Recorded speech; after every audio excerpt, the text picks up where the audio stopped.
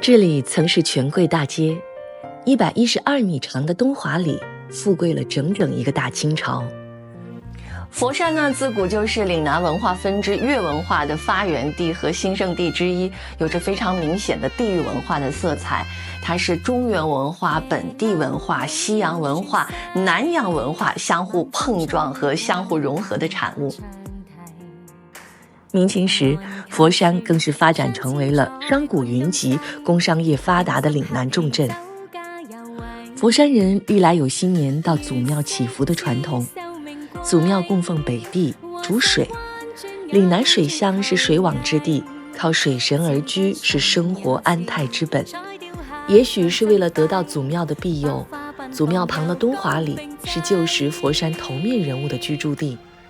那里现在依然可以见到造型独特的霍尔屋，从侧面看就像一个凸字，在古人看来象征着官帽的两耳有独占鳌头之意，只有功名的人才能够用。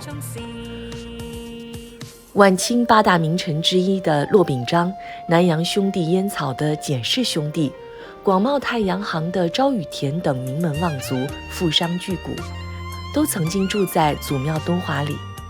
当时那是上流阶层聚居的岭南第一街。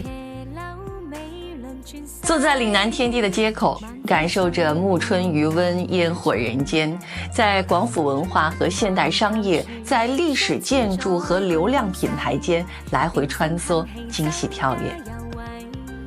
众多典型的广东菜品老字号品牌和时尚咖啡屋、奶茶店汇聚于此，传统与现代在这里和谐共存，每一口食物都蕴含着岭南的味道。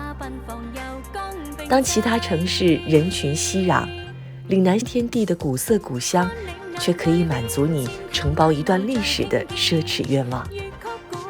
祖庙是根脉，骑楼是生活。